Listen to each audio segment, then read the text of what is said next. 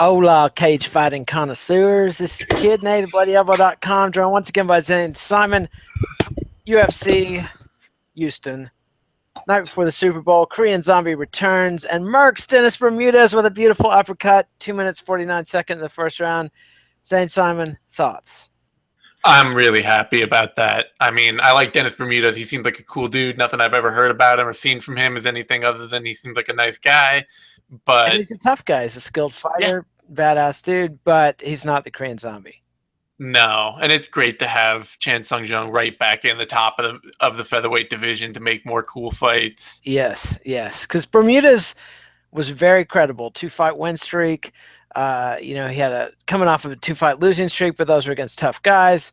So this was no tune-up fight. Chan Sung Jung is back in the game. The Korean Zombie in full effect, and it's not that he managed to lure Bermudez into a wild brawl or was any kind of crazy Donnybrook. It was a good back and forth fight. They were feeling each other out, developing a sense of each other. Both guys had gotten some licks in. It's that Zombie caught him with a beautiful uppercut. It wasn't just wild power. It wasn't Leonard Garcia arm flailing. It was perfect on the button, unexpected uppercut just out of nowhere. The lightning strike, boom.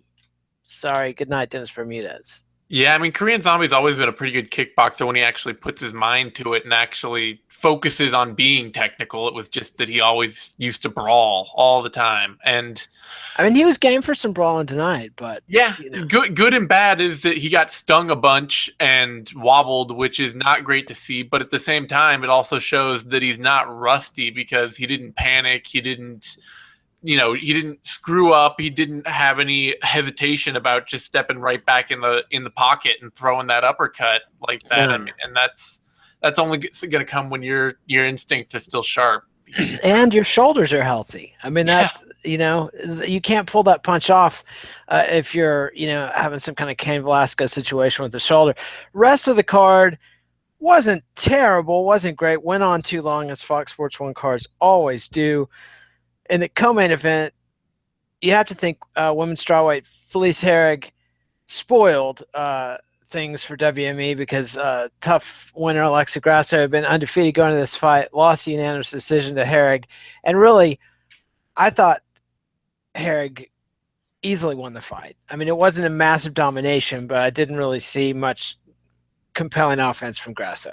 Yeah, I mean, Grasso really turned it up at the end and showed that she could have won the fight. She was throwing a lot sharper, hurting Herrig more at the end of the fight, turning it up. But Herrig pressured early in a close round, which kind of swayed it in her favor for most people, and then clearly won the second round, and Grasso just looked flat. But yeah, I mean, I think it is kind of a spoiler because Herrig has always been a reasonably popular fighter, but she's also been around long enough that it kind of feels like if she was going to be a big star, she would have been a big star. Yeah, she's got a low ceiling, as they say. Yeah.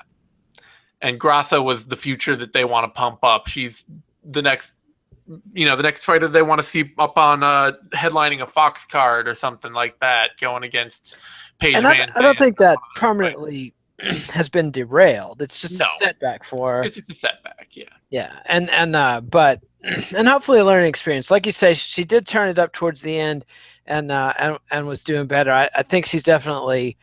I would hope will learn something from this, and we'll see her turn it around. And as for Herrig, I mean, it's a good win, totally respectable. That's what gatekeepers do. Sometimes they shut the gate. Yeah, I mean, Herrig is a much, much better fighter than she's ever been given credit for by a lot of hardcore fans because she likes to take a lot of sexy photos, and that really gets to people. Yeah. But she's always been a really tough, well-rounded fighter, and she's gotten in better shape. She's gotten in, seems to be in a better mental place lately, and that's making her more and more dangerous. Like, she's rounding out into the prime of her career right now, and she's going to be a good near top 15, but probably not title challenger level of fighter for a few years. Yeah, and that's a good place to be. And I think Grasso can put it back together. Who would you like to see Grasso fight next on the comeback trail? There are a few, the bottom of that division has a few fights that can make something fun. Fighters like Danielle Taylor, who's got a lot of power, but has a really inexperienced game. Could let Grasso really try and show a little more urgency than she did in this fight against somebody who isn't as busy. Marina Moroz is hanging out there as a fun action fighter in the division, although she's still ranked pretty high, so that may be a big step up, too big a step up. But or fighters like Sohee Ham and uh, there are just a lot of scrappy women in that division that I think can give Grasso a good amount of cage time and time to develop her game more. And what about for Herrig? That's a little tougher. I mean, she called out Michelle Watterson, which would be a great fight, I think. And it's smart on her part because Watterson is somebody they are backing.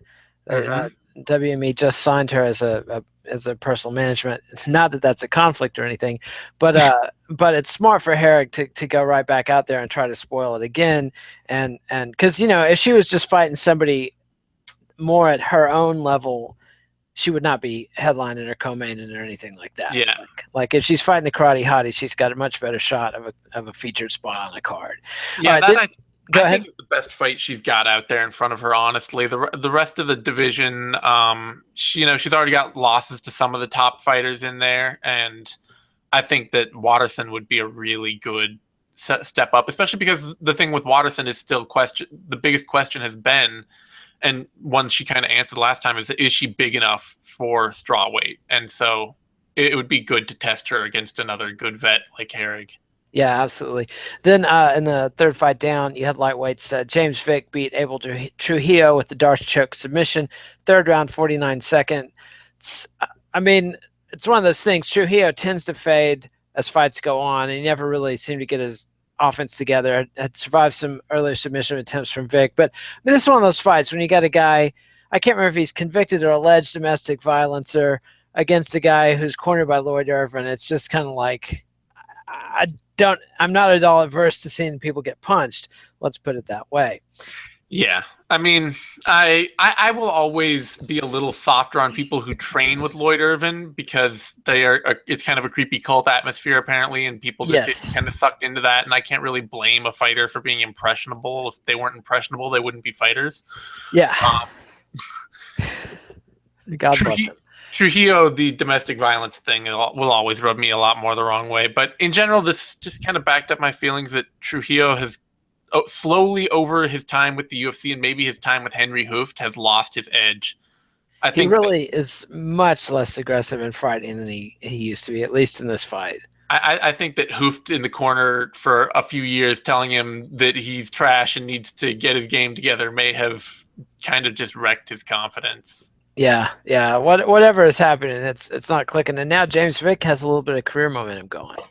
Yeah, he's huge and he's diverse enough and dangerous enough, and he's a willing guy. He'll always have a place in that division, being tough and big and aggressive. So I still don't think that, I think the Dariush fight is not something he's going to change that quickly. I think he may never have a ceiling in the top. He may never be a top 15 fighter, but he can be a really, really tough gatekeeper for quite a while in that division. He could hang around the bottom end of the top 20 and do have some fun. Then you had light heavyweight Volkan Ozdemir upset over St. Preux, split decision, 29-28 on all three cards. Two of them went for the winner. And classic style mismatch. You had a polished striker dominate early, came in on short notice, kind of gassed. OSP poured it on late. Wasn't enough to turn things around. Was a pretty entertaining kickboxing fight. Yeah, it was a fun enough fight. It was just so sloppy. It's one of those fights that is sloppy, and unfortunately, I want to say it's not very high level, but OSP is ranked 6th in the world, so it's more of a condemnation of light heavyweight. Yeah. But it's a sloppy fight that had a lot of back and forth, and suddenly everybody's crying robbery because Volkan Ozdemir got a decision that they didn't think he deserved. But honestly, I'm kind of glad to see OSP take a loss there. He fought a pretty poor fight. Yeah, he really gave away the first round and a half. And he was lighting the dude up towards the end, but it was too little too late. Then you had a heavyweight Marcel Fortuna knock out Anthony Hamilton. First round, 3 minutes, 10 seconds. Short notice upset. Fortuna said he would be moving down the light heavyweight after the fight. pretty good surprise appearance from the kid. Yeah, shockingly good. It's easily the best Fortuna has looked in his UFC career. I mean, this is a dude, I watched tape on him and I was like, what are they doing signing this guy? He's not good. He's a BJJ grappler who rarely is dominant enough with his jiu-jitsu to submit anyone and tends to gas after a round and is just not good at all. But he looked pretty decent. Like, Anthony Hamilton is not a high bar, but No. Fortuna's boxing looked slick. He looked like he knew he had a plan for how to win the fight. And he looks like he can at least be an entertaining dude at light heavyweight. Yeah, yeah. And as for Hamilton, 2 losses in a row puts him at 3-4 for his overall UFC career. They'll probably keep him around for maybe one more fight because heavyweight is heavyweight. They're getting a lot more heavyweights these days, though. I mean, yeah, every do. month they're picking up more. I feel like that they are emphasizing recruiting in the heavier divisions and younger fighters, and I'm fine with that. And I also feel like they have a bit of a nose for headliners. I don't know that they always figure out how to book them or promote them the right way, but they do, I think, have a nose for what people might be interested in watching. Then you had women's strawweight Jessica Andrade beat Angela Hill unanimous decision 30-27 across the board. Andrade basically just beat her up on the inside, and pretty disappointing UFC return for Hill. I mean, it was a great fight, though. I don't know. It was a fun scrap. It was a fun scrap, and for considering that most people were picking Andrade to KO or submit Hill within the first round, I think for a lot of people it ended up being a loss is a win for Hill. A lot of people feel like she showed how tough she was. She definitely did that. I mean, like she put on a better performance against Andrade than Joanne Calderwood or Jessica Penne, both of whom are top ranked strawweights right now. Very true. And so, who would you like to see Andrade fight next? Well, I want her to fight for the title. I think she could have been. I think she was the clear title contender before this fight. So after this to me was just a formality to get her a title shot. And how do you handicap? I mean, who else are you going to give it to? It's either her or Michelle Watterson. It's true, and I don't think they want to rush that one. I might even try to put that off 2 fights if you could, just to build Watterson's name and to get her ready for Joanna Jędrzejczyk, because I don't think Andrade has a chance against Joanna Champion. She may not. I mean, we've seen Joanna get dropped before by somebody who has a lot less power in Karolina Kowalkiewicz. And it would be Joanna to win would have to fight against type. She couldn't just stand in and brawl with Andrade, which is a lot of what she wants to do. That's true. But yeah, I mean, Joanna's clearly more technical, clearly has the footwork and the ability to pick her off at range. I think it's a fight worth seeing, though. Like, and who else are you going to put against Joanna Champion right now? Like, yeah, there's true. nobody in that division who's in title shot range that she hasn't already beat.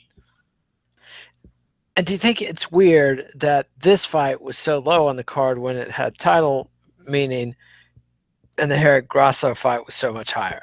Well, I think it was it Hill who said that that Herrig and Grasso got the higher billing because they were prettier, because I think that's probably just it. Yeah, I think you're probably right.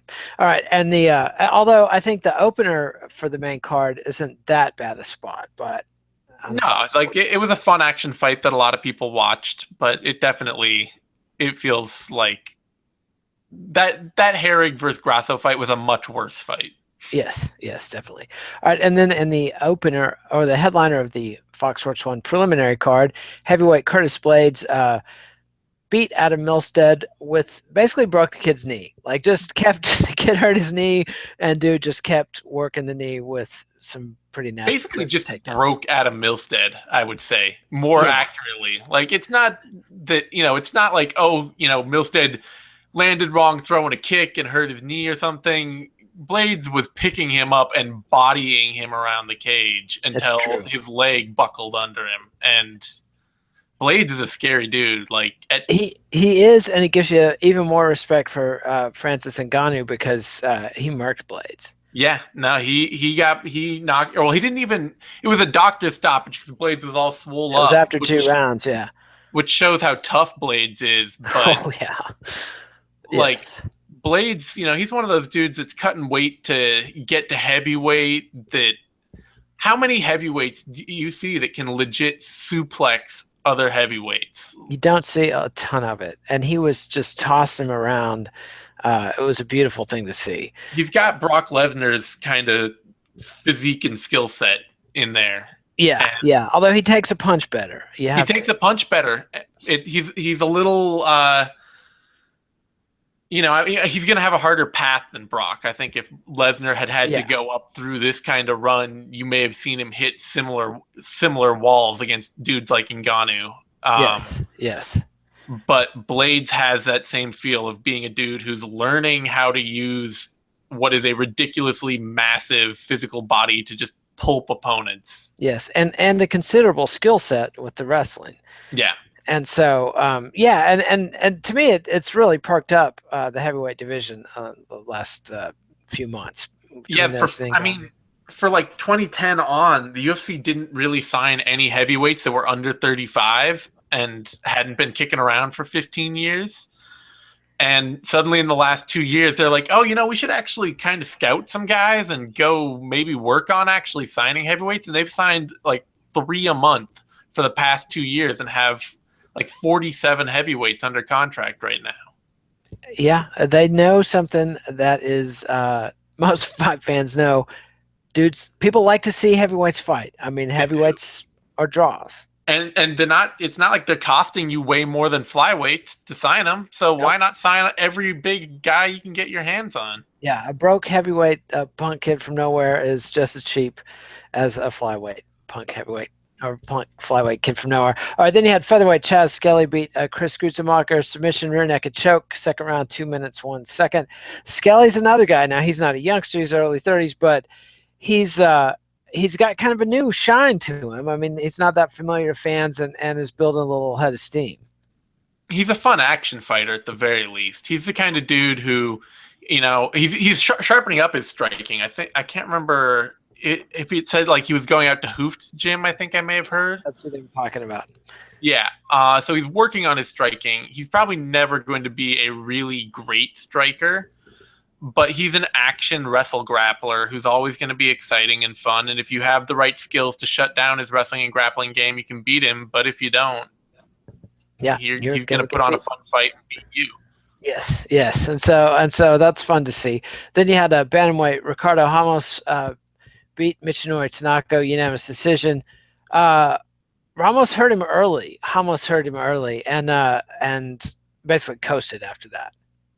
I think he gassed. It's his debut. He didn't. His cardio wasn't ready. Hopefully, it's not a long-term problem for him. Yeah, but and Tanaka is a awkward guy to fight. I mean, he's got good takedowns, weird stand-up striking style, and gritty as fuck. Yeah, I don't think he's ever been stopped. No, he hasn't. A really tough kid. Weird movement. He's really kind of mistake prone. Like he never dominates anywhere, even though he's a great athlete, even though he's got like decent boxing and wrestling and grappling, he never takes over a fight anywhere. And that costs him in fights like this. Yes, absolutely. But Hamas is another kid, only 21 years old. So it's nice to see the youth infusion in the UFC that I associate with the WME takeover. But and then you had Tisha Torres beat Beck Rawlins. Should have been a strawweight fight. Was catchweight. Rawlins missed weight by 2.5 pounds. And so this was sort of an awkward fight. I felt like, Torres totally did handily outscored Rollins. I wouldn't say she dominated her, but I don't know. It wasn't a close fight particularly. It was really easy score. Yeah, but it wasn't. I don't know. It sort of reminded me of a soccer match where the ball control time was comparable, but one team scored a few times. That's kind of I think why Torres has never caught on as like a great fan favorite fighter. Is that even though she has a fun like throw all these action combos style, she just never quite looks or feels like she's really a dominant fighter, and it doesn't draw people to her. Like I really like watching her, but the reactions from most people is decidedly kind of meh on her, no matter what. Yeah, and never a fan of missing weight. Then in the Fight Pass preliminaries, you had welterweight Nico Price beat Alex Morono second round, or stopped after the second round, knockout right at the end of the round. He knocked him out. Um, this is one of those fights where Morono was sort of outscoring him early Yeah. on, but was clearly not a comparable athlete to Price, and it Yeah. just caught up with him at the end. Morono's been getting by on being tough and aggressive for a few fights now. He stole a decision from Kyle Noke. He took over on a really funky and underperforming James Muntasri. And then Price just was the guy that wasn't willing to go away and wasn't willing to wilt under that pressure and stole his soul. I mean, that was kind of a scary knockout with Morono's eyes wide open, slumped over there. Like you thought he was just going to stand right up and like, oh, he just got, he's just like turtling a little until the round ends, and then he just doesn't move for like a minute. Yeah, I was very afraid there for a minute that the refs weren't going to stop that fight. They were going to let him take a breather and put him in for the third round, which would have been just complete brutality. Then in the opener, go ahead. Complete classic MMA. Yes. After this week, the Tachi Palace and some of the other bad reffing we saw in the circuit, minor circuit fights. Oh my God! But in the opener, light heavyweight Khalil Roundtree just slaughtered Daniel Jolly. Beautiful knee, 52 seconds of the first round. Roundtree's looking another kid that's looking pretty exciting. Yeah, he finally got somebody that couldn't wrestle, and I think that was big for him at light heavyweight. Is that his last two opponents both had a decent enough wrestling and grappling game to pull him out of his element. And Jolly, unfortunately, kind of maybe to his own disaster here, switched camps recently to a bigger camp.